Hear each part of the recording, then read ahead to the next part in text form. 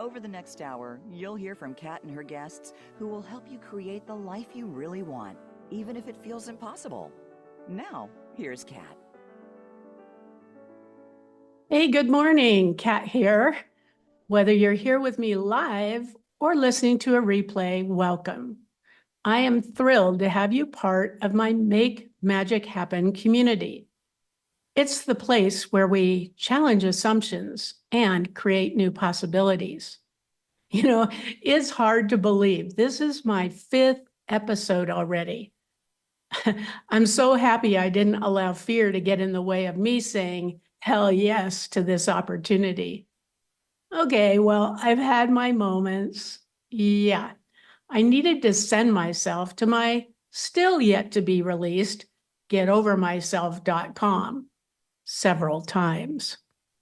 So far, my guests and I have shared strategies and tools to help you explore what else is possible in your life, especially if you're facing a significant transition, a difficult decision, or maybe there's something that's tugging at your heart, but it just feels impossible. If you missed any of that, I invite you to listen to the replays. Now, today, we're going to explore the reality that there is no courage without fear and vulnerability. When I was pondering who to have as my guest, the first person that came to mind was Kim, better known as KC Campbell. You're going to hear, no experience, how as a fighter pilot, Kim came face to face with courage and fear as she brought down her battle-damaged jet after an intense close air support mission in Baghdad. Oh, and how vulnerability played out when she landed, and how it's playing out as she made this transition to civilian life. You don't want to miss it. Now, I believe coming to terms with courage, fear, and vulnerability is what will allow you to make magic happen in your life. And yes, it's the focus of my new book, From Doubt to Do, Navigating Your Path to Possibility. Click the banner at the top of the page to learn even more about how you can pursue what else is possible in your life. Okay, it's time to get on with the reality check. But I want to start by admitting that today's episode, well, it's been the most challenging to prepare for. More trips to getovermyself.com. Let's start with courage. It's often defined as the ability to do something that scares us. It involves making good choices in the face of fear, not letting fear hold us back from exploring new possibilities, developing new skills, and doing what we believe is right. Fear, on the other hand, it's an unpleasant emotion, triggered by the belief that someone or something is dangerous or could be a threat. Do you see fear and courage as a paradox, seemingly contradictory ideas? What if they're two sides of the same coin, not opposing forces? What if, instead of viewing fear as a threat to be avoided, you reframe it as an opportunity for growth, self-discovery? What if you embrace fear as a sign you're stepping outside your comfort zone, find inspiration in it, and challenge yourself to create more of what you really want? Picture this. You're at a crossroad. You get to choose what direction to go. You can take the path of fear, often the path of least resistance, and stay stuck in what is, or you can take the path of courage, see it as an opportunity to discover those new possibilities. How often do you allow fear to hold you back from exploring what else is possible? Oh, and here's an interesting tidbit. From a physiological perspective, courage and fear both cause similar biological reactions. An increase in heart rate, an adrenaline rush, and heightened attention. The difference between courage and fear is a mindset rather than a physical reaction. Oh, but wait, there's more. Choosing the path of courage means being vulnerable. You might be thinking, oh no, not that. Well, I've definitely been there and was there as I thought about what I was going to share with you today. If you can relate, time to take a deep, cleansing breath with me. Really deep cleansing breaths. Let's imagine there's a dance between vulnerability and fear, kind of like the tango. The tango is known for being a passionate, emotional form of dance. The couple hold each other closely and make abrupt, yet graceful movements. Now, as you think about being vulnerable, what emotion comes up for you? Feel it? Now, imagine what you're most passionate about. What's most important to you? How would you feel if you were living that out? Would making that happen mean making a significant shift that feels a little scary? What if you could make that shift with grace? Imagine it being a beautiful dance. Hey, when it comes to this dance, Brené Brown is the expert. She is well known for her research on vulnerability. It's fueled her belief that vulnerability is our most accurate measure of courage. How's that for a barometer? So why is it so hard? Well, courage is what allows us to be seen. And vulnerability, it's all about getting real, about who we are, really, about how we're feeling and what we believe to be true, especially when it feels risky. And that, yeah, it can be scary. When the opportunity to be vulnerable presents itself, the question is, will you respond with a no bleeping way or a hell yes, I'm going to do it anyway? Recognizing there's something more important than the fear you're feeling. That's what will allow you to dance your way to courage with grace. And courage can be as simple as taking one baby step forward, then another and another. And before you know it, you're living out what previously felt too scary, too risky. Now, here's a thought to ponder.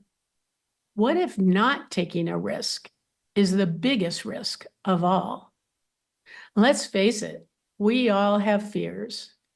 And the reality is, what we're telling ourselves about them, well, it's just a story we're telling ourselves. And of course, typically it's the worst case scenario. So we can react to the made up story, or we can choose to allow our fear to fuel our dream, that thing that we're most passionate about. What else would be possible in your life if you embrace courage as a lifestyle? Yeah, I said a lifestyle, one that doesn't allow fear to rob you of what else is possible in your life. Now, keep in mind, your dance with fear and vulnerability, it's a journey, not a destination, and setbacks are always part of this journey. What matters is how you choose to respond, how committed you are to act, and how persistent you are in doing so. Over our lifetime, we create a story, an identity. My identity, my struggle with fear and vulnerability, it started young. You see, I was born in a secret city. Yes, I was top secret. Like all babies born in this secret city in the 40s and 50s, my original birth certificate showed I was born in a P.O. box somewhere in New Mexico. My actual birthplace was top secret, remote, completely self-contained. The bottom line, we were cut off from the outside world. And if you were to ask my folks what they did for a living, well, they would have echoed that famous line from Top Gun. It's classified. I could tell you, but then I'd have to kill you. But today, I'm free to let you in on that secret. I was born in Los Alamos, New Mexico. Yep, the birthplace of the atomic bomb. I took solace that my folks weren't involved directly in the Manhattan Project until I realized they were involved in the aftermath that created the hydrogen bomb. My dad, he was out in the field testing the bomb, and my mom, she worked in the lab. I never found out what she did in there. I don't know how to feel about my parents' involvement. They rarely talked about it, and when they did, it was superficial at best. I wish I knew more about what contributed to their decision to get involved and then leave and how they felt about it. Sadly, they took all that to their graves. After 8 years of living this secret life, my parents left Los Alamos. They were hungry to pursue a more normal life. I was 5 at the time. As much as they wanted something different, I'm not sure they were really ready to live without the cloak of secrecy. Imagine how hard it would be to leave something behind that's so ingrained. You know, in some ways, it was like they were escaping a cult needing reprogramming, but that never happened. Secrecy was now a way of life for them. And they took that habit with them wherever they went. And it had a significant impact on me as well. While I wasn't in that secret city by choice, it wasn't a secret I shared until much later in life. Too personal, too vulnerable. I mean, what would people think if they knew my parents were part of launching us into the atomic age? Many people wonder if we'll survive that, me included. Now, it wasn't until I left home at 16 that I began to ponder what a life free of unhealthy secrets could look like. And no, I didn't run away to join the circus, although that would have been quite an adventure.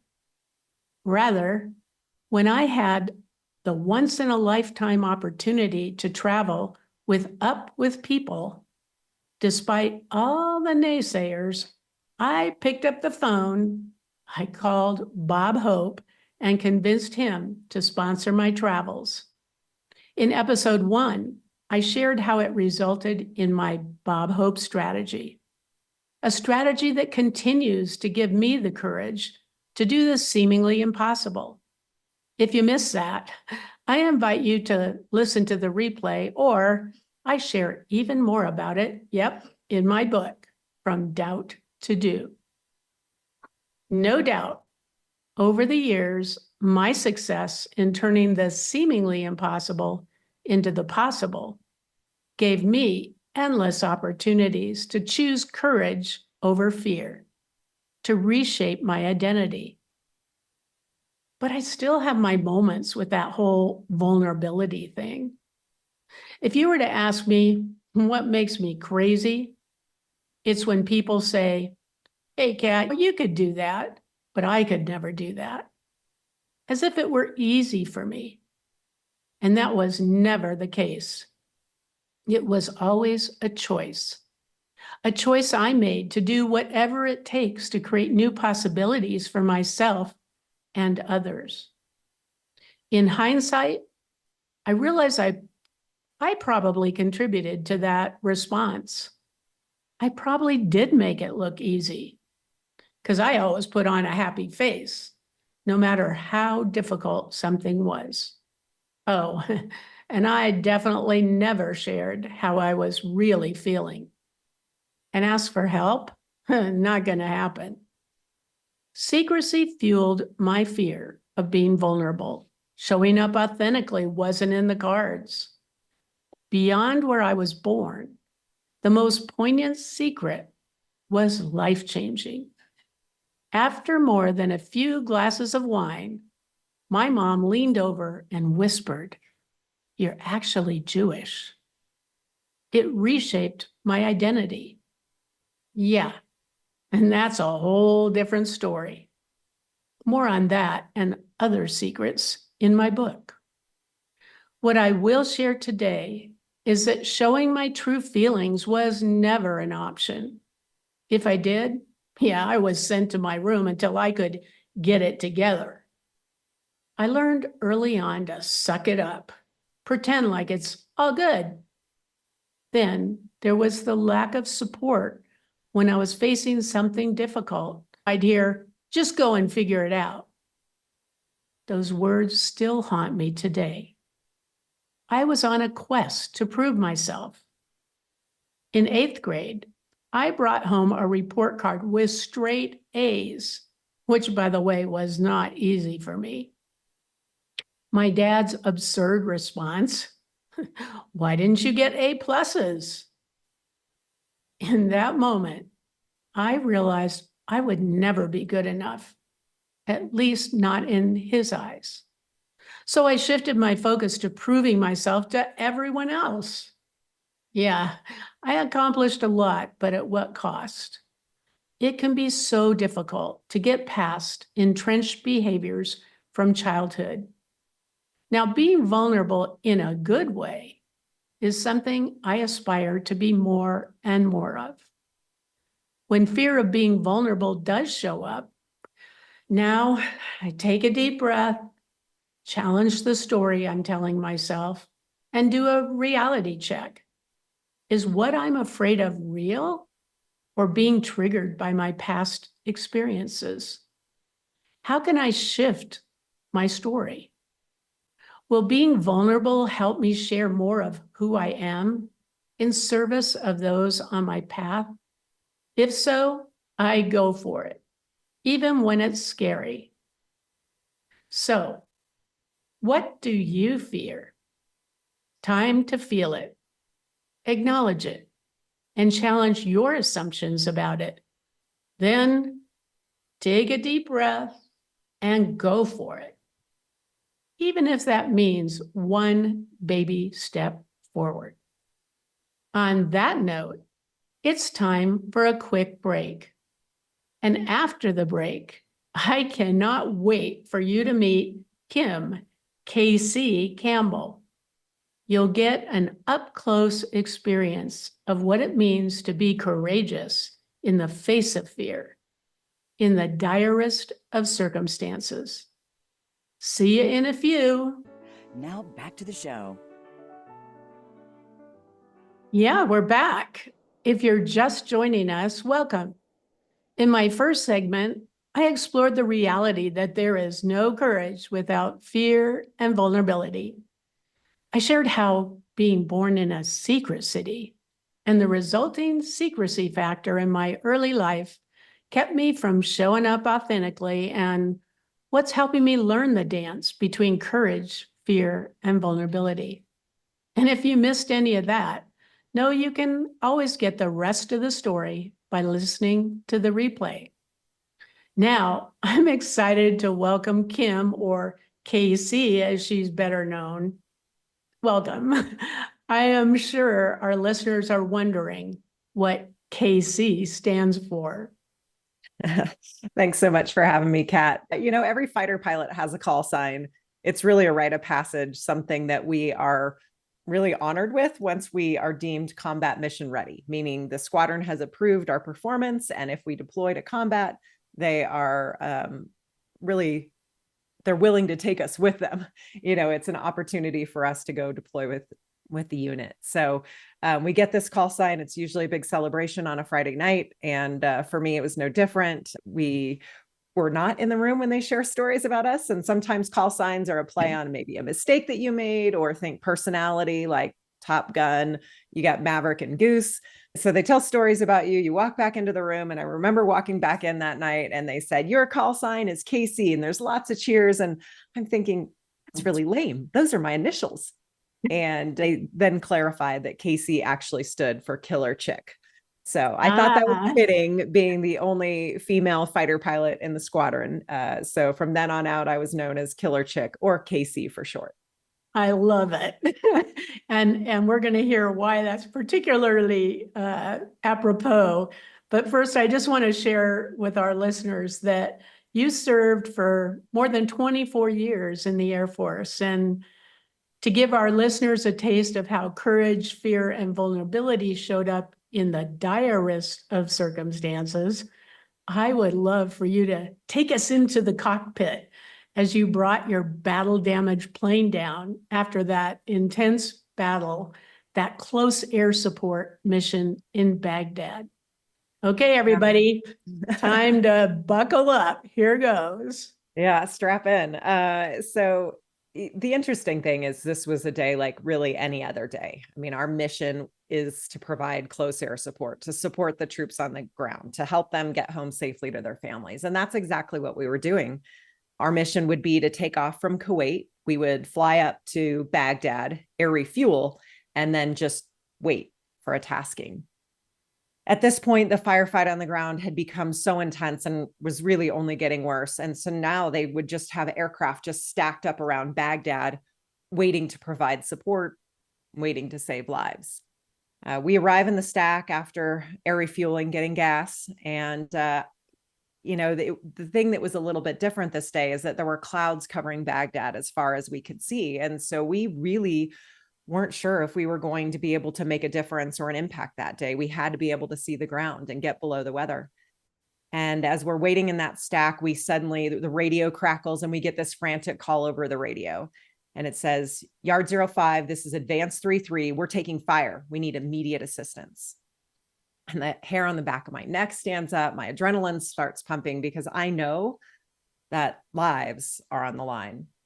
So we listen carefully as the ground controller gives us this description of what's happening on the ground. Keep in mind, we can't see any of this because of the clouds. And he tells us that our friendly troops are hunkered down on the west side of the Tigris River. They're awaiting resupply. The enemy is now on the east side of the Tigris River, and they're firing rocket-propelled grenades into our troops. We're building this picture, we're painting this picture in our mind, and then he says our target, which is underneath the bridge where the enemy is hiding. Again, we can't see the ground below. So we quickly plot everything on our maps. We have paper maps we pull out, we plot everything on our maps because we can't make a mistake that will put friendly lives in danger. And the strange thing for me, it's almost eerily calm and quiet above the weather. And yet we know there's this complete battle raging down below. So heading to the target, we stay above the weather until the very last second, just hoping that we can surprise the enemy. And then I look over at my flight lead and he confidently just rolls inverted and disappears down through the clouds to get below the weather. And now it's my turn and I am alone above the weather now. And I remember I look down, I find that hole in the clouds and I just dive through. As soon as I pop out down below the weather, I can instantly see this firefight. There are bright flashes and smoke and tracers going back and forth across the river. It's surreal for a second. I mean, this is what we train for. This is what we plan for. And then suddenly there's these puffs of gray and white smoke and bright flashes are in the air right next to my cockpit. So not only is there this firefight happening back and forth across the river, but now the enemy is shooting up at us too. But we have a mission to do. So we use gun and rockets on the enemy location. And then I set up for my last rocket pass. I check distance from the target. I check my altitude. I make sure all my switches are set correctly. And then I roll in. I fine tune my aim point, hit the weapons release button, 7 rockets come down on the enemy location. I immediately pull away from the ground, away from the threat, just climbing up to get my altitude and airspeed back. And boom, there's this bright flash as I am rocked in the cockpit. I can feel and hear this loud explosion at the back of the airplane. I'm hit. The jet noses over and points down at Baghdad below. I pull back on the control stick. Nothing happens. The ground is now getting closer, and I know I might have to eject. And so I quickly try to analyze the situation. Master caution light, caution panel, hydraulic lights, hydraulic gauges. They're at 0. My hydraulic system is completely depleted, and I am now plunging to the ground, completely out of control. Ejection handles? Not yet. This is about the last thing I want to do, is potentially eject into the hands of the enemy. And so I know I have to make every second count. I set aside my fear. I focus on taking action, and I engage the backup emergency system. And slowly that airplane starts to climb up and away from Baghdad. And that's really the first moment where I feel like I can make it out of here alive. Mhm. Now, when my airplane was hit, and in those roughly 20 seconds that passed, which I will tell you felt like an eternity, I was very aware of all the things that could go wrong. There were a lot of them, but I had to focus on what was most important first. I had to overcome my fear, focus on what was most important, and take action. And I remember just reaching down and grabbing that emergency switch and feeling that airplane climb up and away from Baghdad. It was this tremendous feeling of relief, like, I can survive this. I can make it through it. I can do this. All of my training kicked in this one moment, in complete fear, in this very terrifying moment in my life. I just had this time slow down so that I could react and take it all in and take action and overcome that fear. And then I still had to get the airplane home. Right now, I still have 300 miles and an hour of flight time to fly this airplane back to home base. I will tell you that that was a different type of fear. First there was this immediate fear where I had to overcome that, to act so quickly. I barely have time to think about it. And now, as there is this long, drawn out fear where I have plenty of time to think about the fact that I'm scared. I have plenty of time to think about the fact that I may not survive the landing if I choose to land. I have plenty of time to think about that I may not survive the ejection if I choose to eject. An hour is a long time to think about whether you may live or die. And I really had to focus myself, center myself, take those deep breaths to really remain focused on the task at hand, which was flying that airplane back to base. Thankfully, I wasn't alone.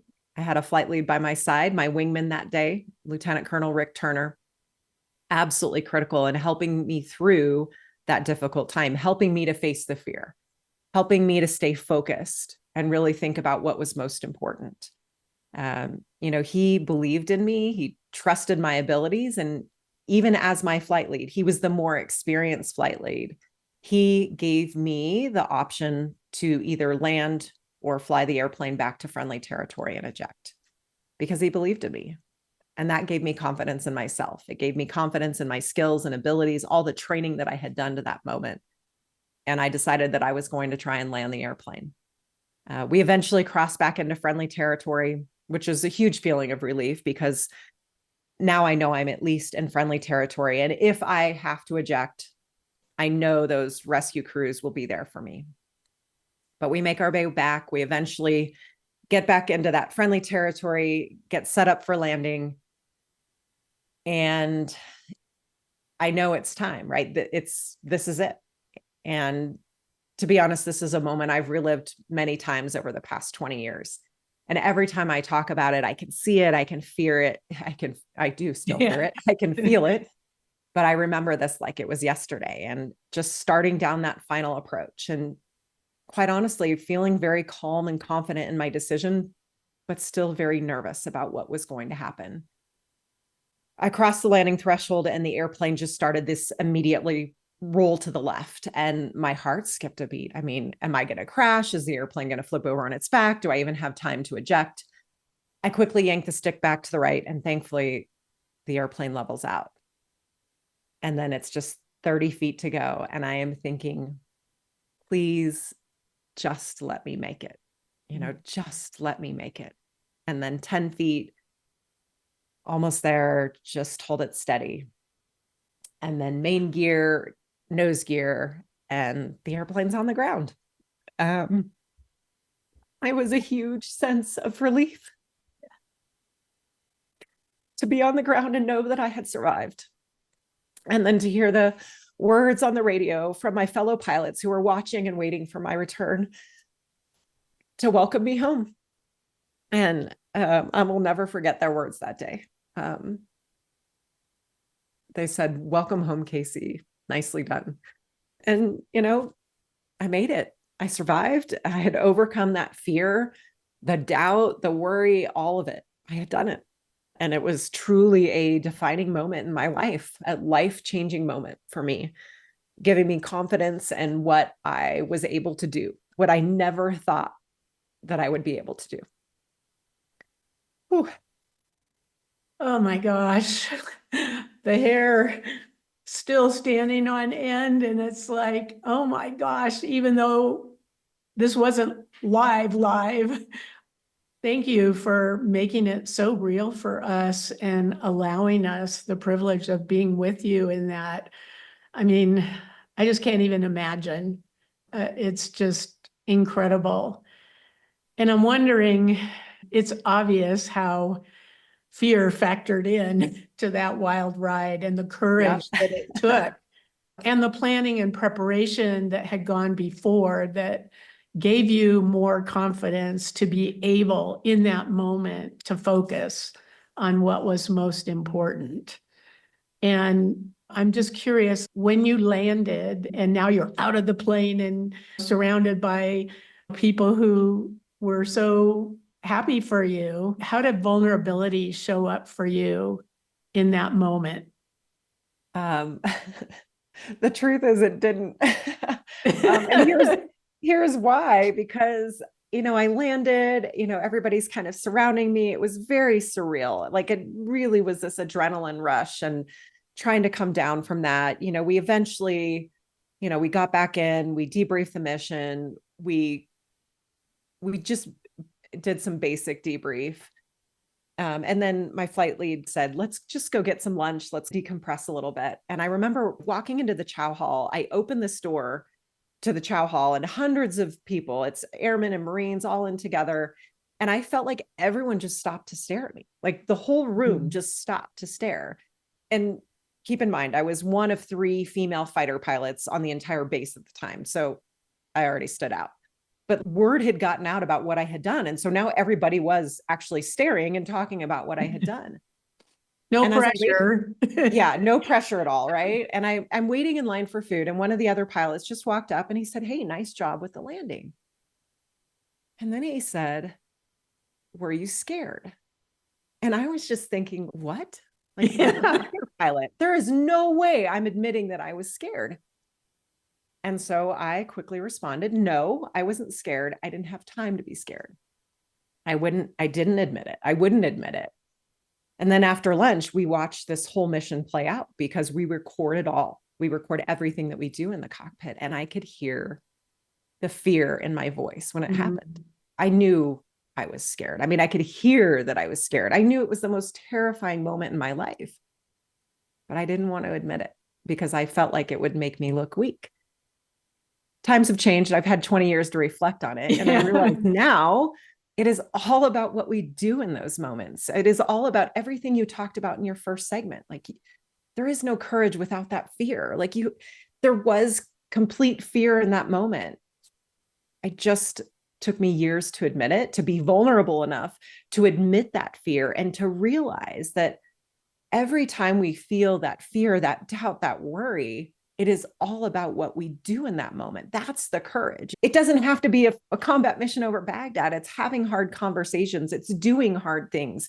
It's making decisions when we don't have perfect information. It's taking that leap of faith and trying something new in our life.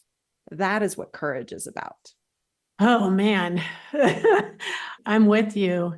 It is tough to be vulnerable in those moments, all those stories that we make up about what it's going to mean, what people are going to think. And it's taken me a long time. Like I said, even preparing to share what I shared in that first segment, it felt very vulnerable. It is, but that vulnerability, like I realize now, sharing this story and sharing the lessons I learned and sharing the doubt and the worry and the fear that I felt, it is very vulnerable. Especially putting it all in a book and like opening my world up to people, that felt very vulnerable. But when we are vulnerable and we allow people in and we share our feelings and emotions and we let people in and share that with others, it can really only help them on their journey as well. It's a reminder that we're not alone. That's really an important thing to realize, that it's not just about me. It's about other people. And when I'm not willing to be vulnerable, it leaves no space for them to be vulnerable. Yeah. And when I'm vulnerable, it at least gives them the opportunity to be more vulnerable. So in our next segment, I'd like to talk a little bit more about how courage and fear and vulnerability has shown up as you've made the shift from military to civilian life, because I'm sure it wasn't just in the military where it showed up, right? Very true. So let's connect after a brief break. Welcome back. If you're just joining us, in our previous segments, we got into the cockpit with Casey for an up-close and personal look at how courage, fear, and vulnerability showed up during her heroic effort to bring her battle-torn jet down. If you missed it, you'll definitely want to listen to the replay. So Casey, now since retiring, okay, let's get real. Like me, you get a big fat F for retirement, at least by traditional measures. I mean, I can see the consequence for you is living life full out, inspiring leaders around the world to lead with courage. And oh, you're also a wife and a mom of 2 amazing boys. Whew, that's a lot, right? It is. So on that note, I'm just curious how courage, fear, vulnerability shows up for you as you made that transition and now full out in your civilian life. Yeah, it's been an incredible transition. I have enjoyed this next chapter so tremendously, but I think making that transition, trying something new, taking that leap of faith, it felt very vulnerable. It felt very scary. I had been in the military for 24 years. It was what I knew. It was what I was comfortable with. It was where my team was, that sense of camaraderie. I knew I had a passion and a purpose for what I was doing. So to walk away from that and to shift completely, it was hard. I was scared. I was wondering if I was going to if it was the right decision. And I know for my family, looking back now, it's been 3 years since I retired. It was 100% the right decision. But I also know for me personally now, it was also the right decision. But sometimes when we try something new or think about trying something new, it feels scary. We can feel that fear creeping in. We can feel that sense of doubt and question everything that we're doing. And it is about taking a leap of faith. It's taking that baby step, right? Taking that next step and just giving it a try. It's testing it out and having confidence and belief in ourselves that we can make it happen. So this idea of being vulnerable and facing fears and acting with courage in this next chapter, that was the complete transition for me. And I think it applies to any time in our life when we're wanting to try something new or get outside our comfort zone or just take that leap of faith and say, I'm going to give this a shot. It does require courage, but I look back and what if I hadn't tried it? What if I hadn't taken that leap of faith? I'm incredibly happy, incredibly at peace now with where I'm at in my life. There's certainly more that I want to do, but I just feel very comforted knowing that I made the right choice and I made the right decision. And I think there's many times in my life I look back on where I had a choice to act with courage, to take that next step. And I've often reflected, like, what if I hadn't had the courage to do that? I think we miss out on opportunities. We look back and we wish we would have done it. So it absolutely does require courage. It requires facing our fears. It requires vulnerability to try something new. Well, and just kind of hitchhiking off of something I said before the break, when we don't share, when we're not vulnerable, what is the consequence of that for the people around us? Yeah, I will tell you that after this experience in Iraq in 2003, I didn't want to talk about it. I just wanted to be a pilot. I just wanted to blend in. I just wanted to continue flying missions and not relive it, not talk about it. I was worried about me. I was worried about what people would think. I was worried about just bringing it up again. And so there were a lot of requests for news interviews, and I did a couple, but I finally just kind of hit this point. I'm like, I don't want to do anymore. And this young public affairs officer, her job is to tell the story. And I think she just got finally just fed up with me. And she walked up to me one day and she said, "Ma'am, it's not about you. Ooh. If you will share this story," I know. Woo. Okay. "You will share this story." She's like, "Think of the people that you could influence. Think of the lives that you could save by sharing this story. Think of the young girls out there that will listen and hear and think about the fact that they can do anything if they put in the work." And I was like, whoa, talk about like a conviction, like punched in the face. I was like, whoa, that's a little bit of a shift in view. And I was like, she's so right. It's not about me. If I don't share this story, think about all the other pilots like that could learn from the experience if I shared it with them. So that's one piece, right?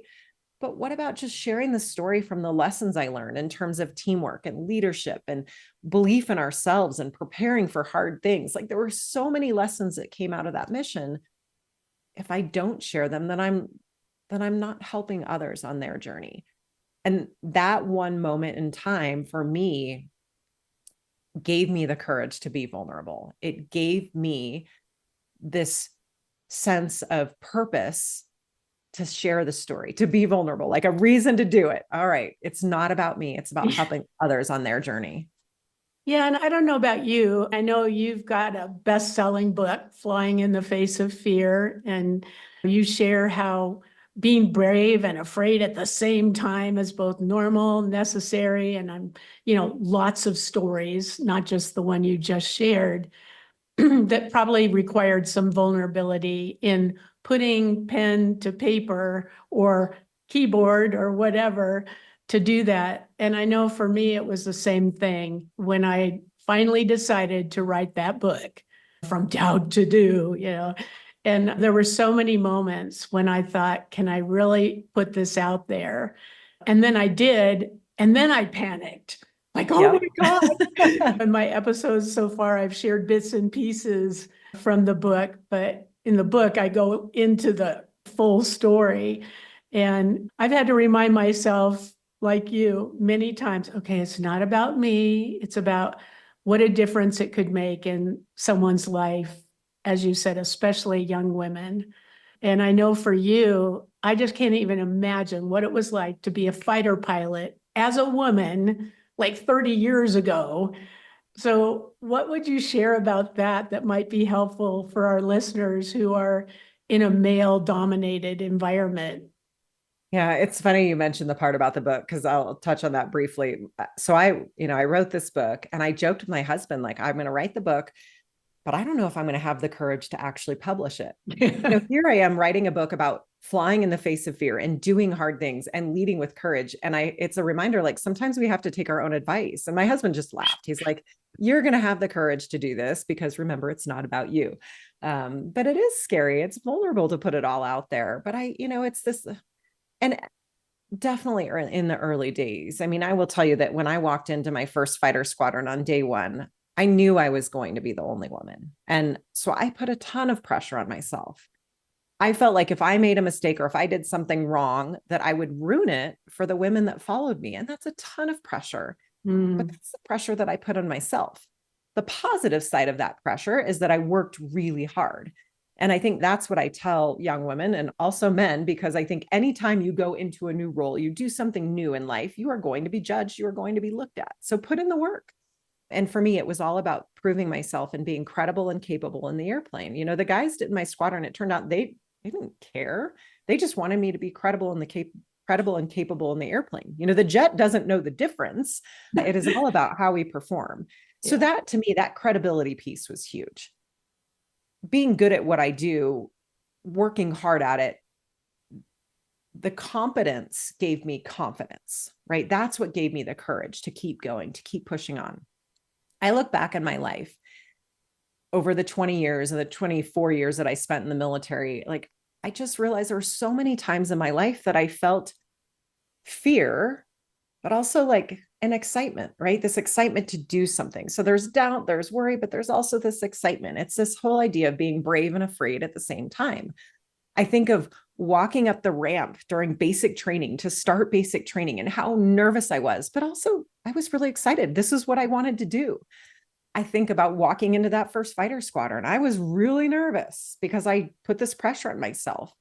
I was also really excited because this is what I wanted to do in my life. I think about taking on leadership roles, being a parent. There are so many times where I feel fear or doubt or worry about how I'm raising my kids, but I also know that I need to be brave and do it and do the hard things. It is about being scared and doing it anyway. And I think it's just sometimes we're so hard on ourselves when we feel the fear, the doubt and worry.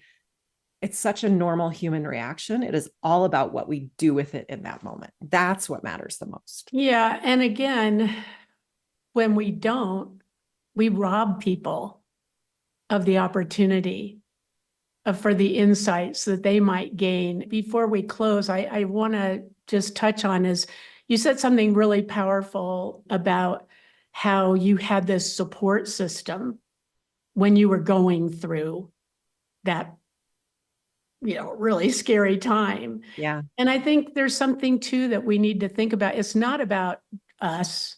And it's like, what can we be doing to support other people when we see them being courageous, being vulnerable? And how can we be with them in that and give them the confidence and the support that they need to be who they really are? So it's time to wrap it up. This has just been amazing. I just can't thank you enough for sharing your journey with us. And if you want to continue the conversation with me, you can always email me at kat@makemagichappennow.com. And you can also visit my website at katosullivan.com. And Casey, what can I say? A special thank you for sharing how courage, fear, vulnerability continues to show up in your life and how you take that step of faith. So if you want to reach out to Casey, she's happy to continue the conversation with you one-on-one. You can email her at kim.campbell987@gmail.com. Or you can visit her website at kim-casey-campbell.com. And to learn even more about Casey and her journey, I encourage you to pick up her best-selling book, Flying in the Face of Fear. And of course, it's available on Amazon.com. So I hope to see you all next week. Same time, same place. We'll be exploring how to innovate against all odds. So until then, as I always say, onward and upward.